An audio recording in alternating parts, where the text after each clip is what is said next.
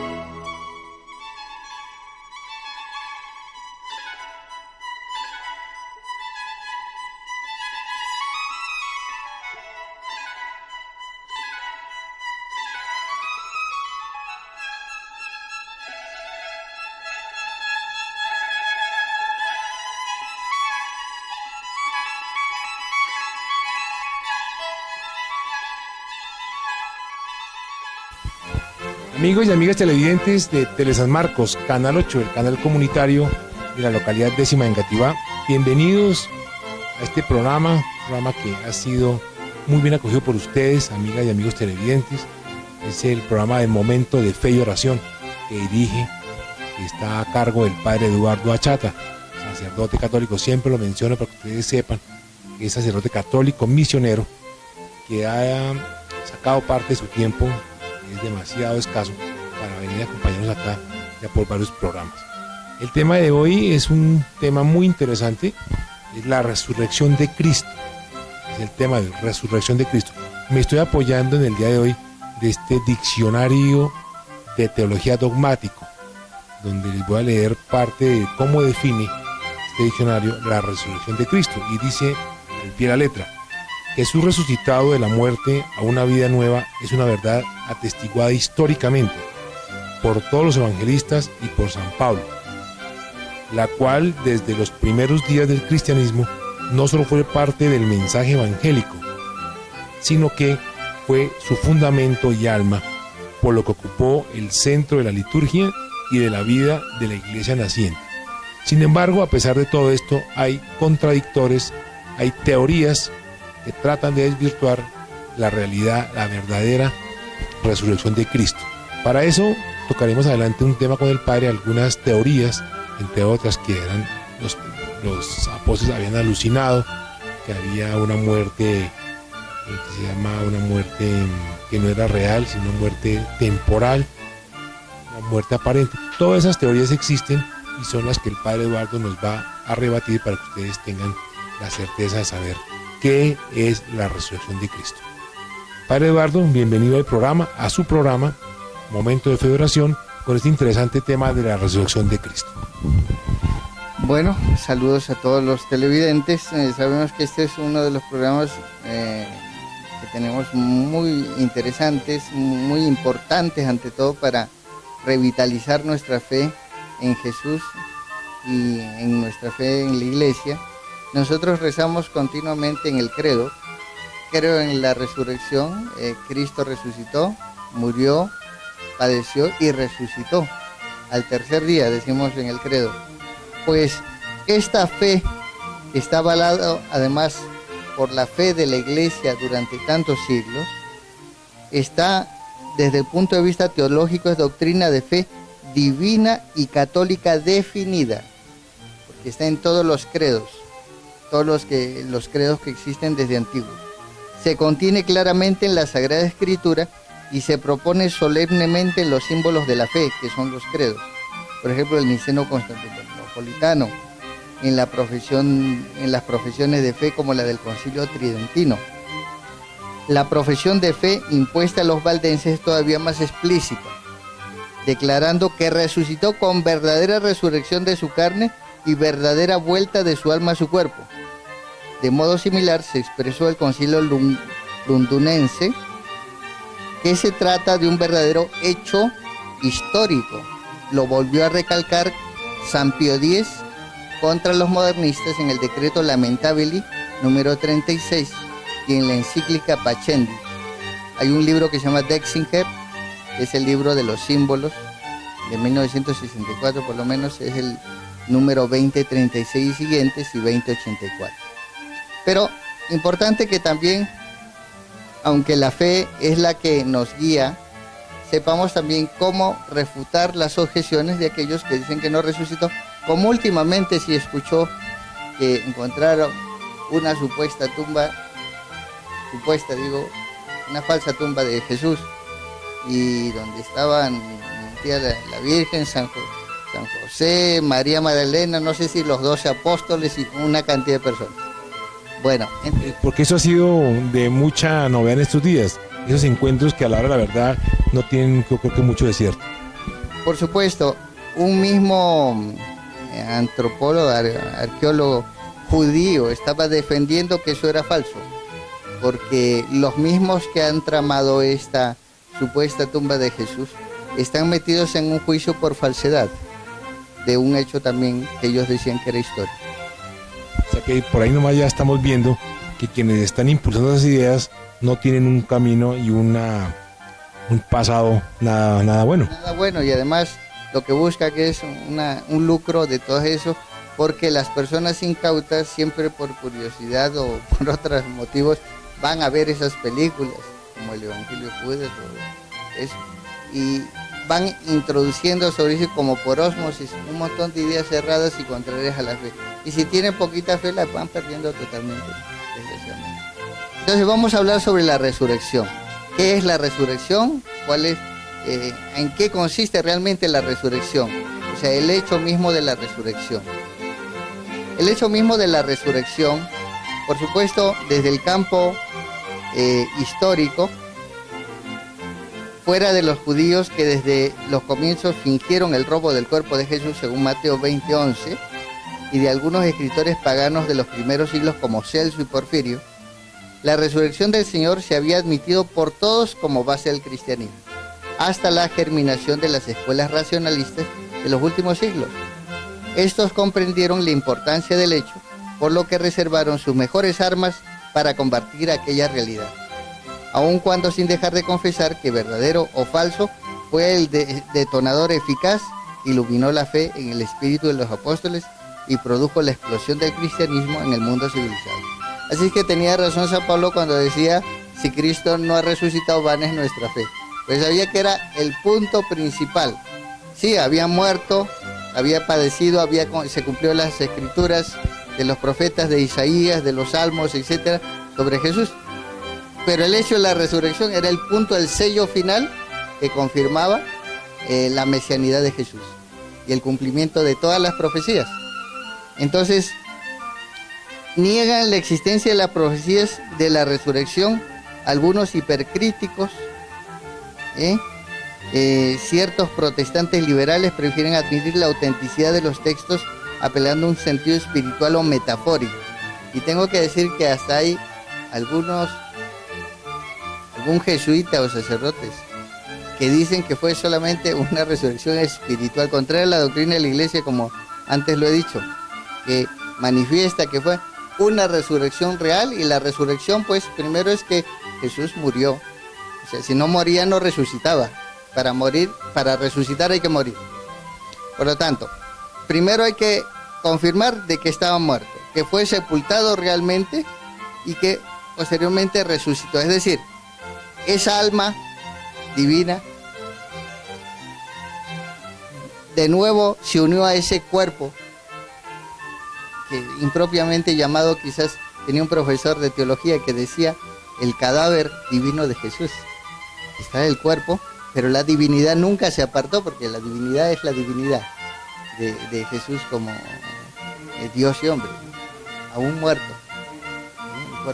un cuerpo divino, por supuesto.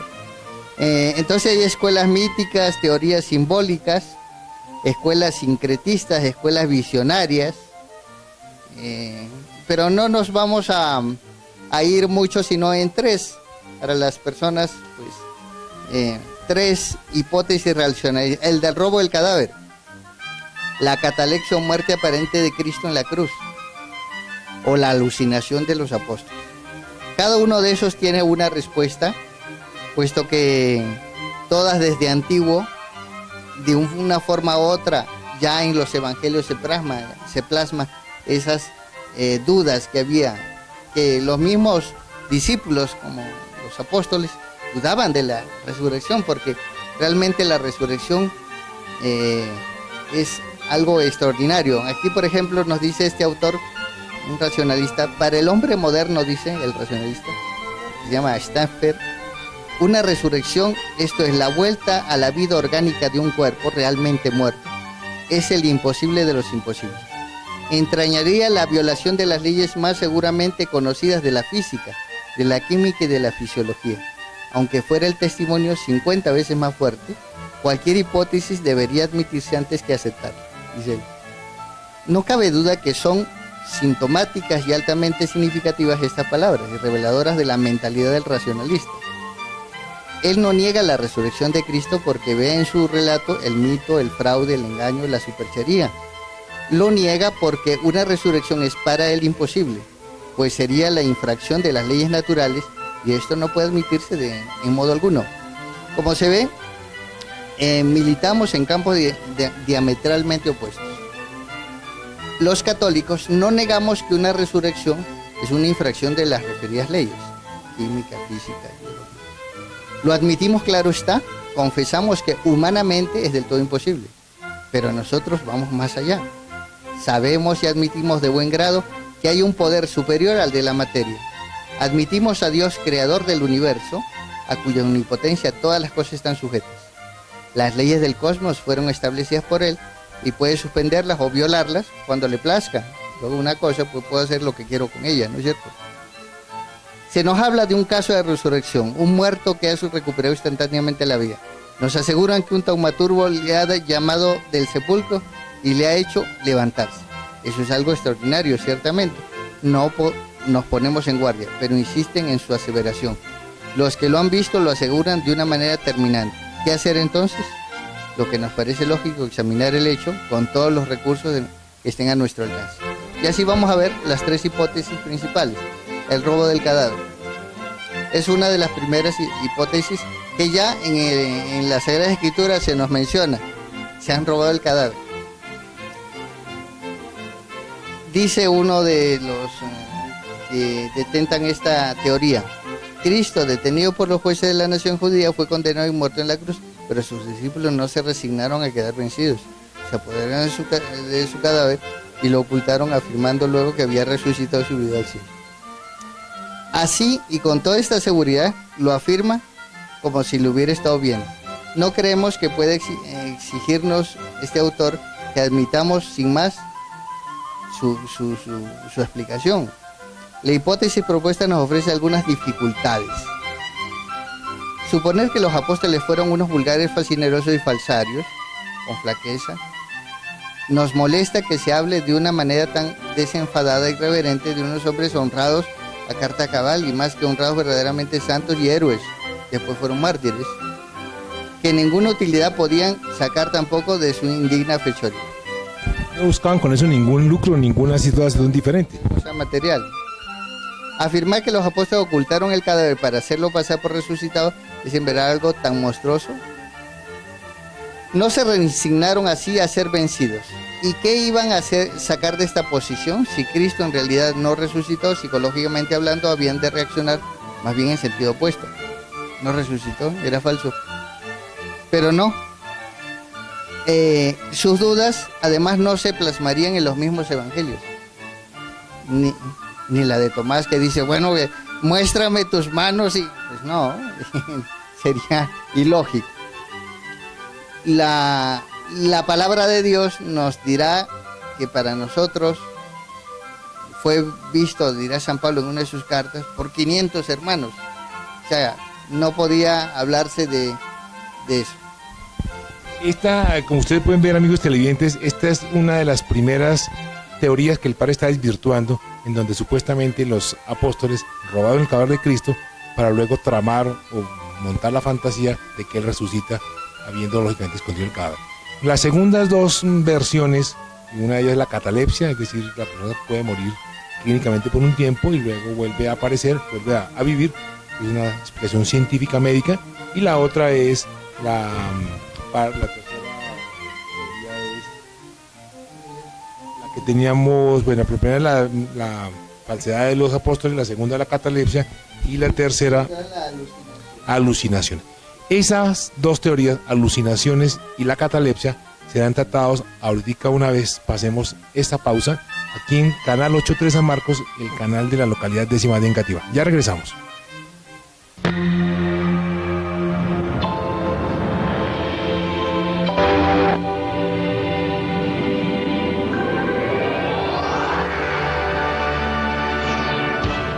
Usted está viendo Tele San Marcos, Canal 8. Cultura y servicio para el occidente de Bogotá.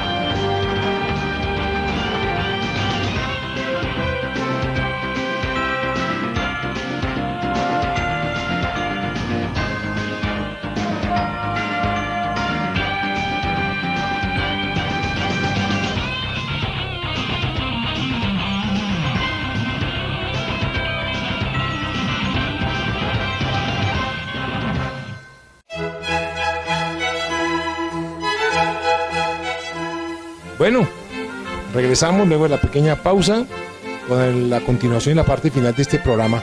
Y los invitamos apenas terminamos de hablar con el padre, a que vean una película muy linda, Celino.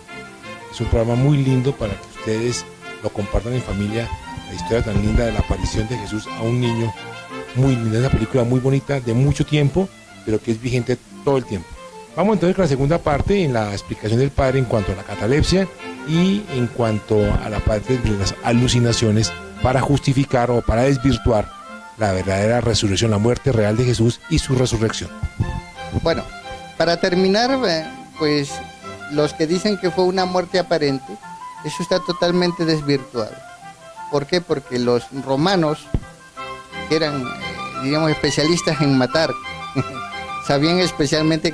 Nos dice el Evangelio que a los dos que le acompañaban le rompieron la pierna, pero viendo a Cristo que ya había muerto, un soldado le puso una lanza. Entonces, un muerto con un chuzo, dígame usted, va a vivir en el corazón, porque no, imposible. Además que pusieron guardias y todo 3 días, bueno, al tercer día, no es 3 días completos, sino 3 días según los judíos. La tarde del viernes, el sábado y en la madrugada del domingo. Al tercer día, no 3 días completos, al tercer día. Bueno, entonces no pudo haber muerte aparente, fue una muerte real. Alucinación, pues tendrían que haber alucinado muchísimo, porque fíjese las apariciones que tuvo Jesús y que nos narran los evangelios y que siempre se ha creído. En Jerusalén, la aurora de Pascua, a María Magdalena y a las pías mujeres. Los narran San Mateo, San Marcos y San Juan. En Jerusalén, el día de Pascua, a Pedro.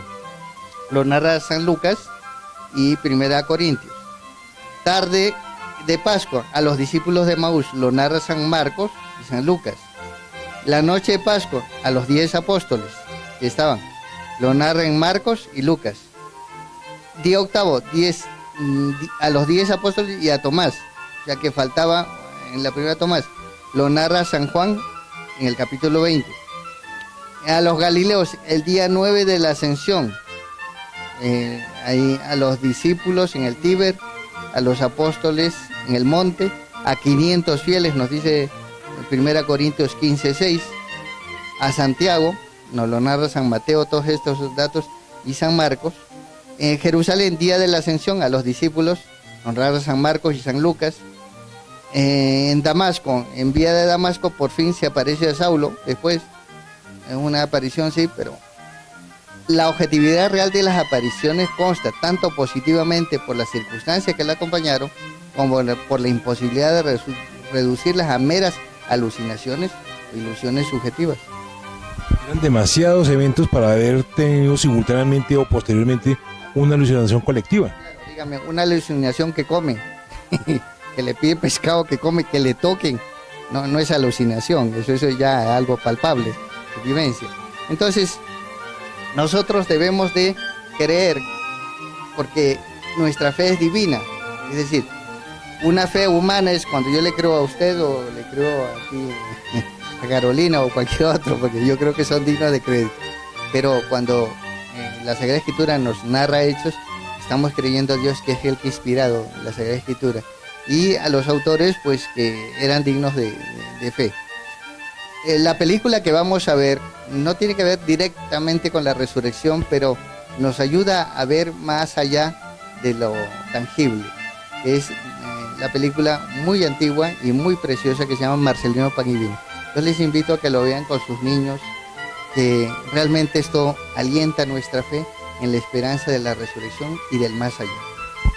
Qué lindas palabras, Padre Eduardo, para esta época en que necesitamos de tanta ayuda espiritual, necesitamos motivarnos para vencer demasiados obstáculos, muchas veces visibles y la gran mayoría obstáculos invisibles que nos turban y que nos alejan de una realidad, en este caso de una realidad cristiana, de nuestra realidad católica, en donde no podemos titubear. Recordemos que, como dice el Padre Eduardo, la fe es divina y como tal tenemos que hacerla y defenderla. Bueno, amigos televidentes, todo lo bueno y rápido. Terminado esta intervención del Padre Eduardo Achata, hoy en el tema la resurrección de Cristo, desvirtuando los temas o las teorías las cuales creen que eso no fue verdad. Ya lo queda para su consideración y reflexión. Gracias, Padre Eduardo, por haber venido, y esperen una próxima oportunidad temas tan interesantes como este. Y no olviden comunicarse con nuestro canal para cualquier comentario o ampliación de estos temas, Padre Eduardo. Bueno, muchas gracias y hasta pronto.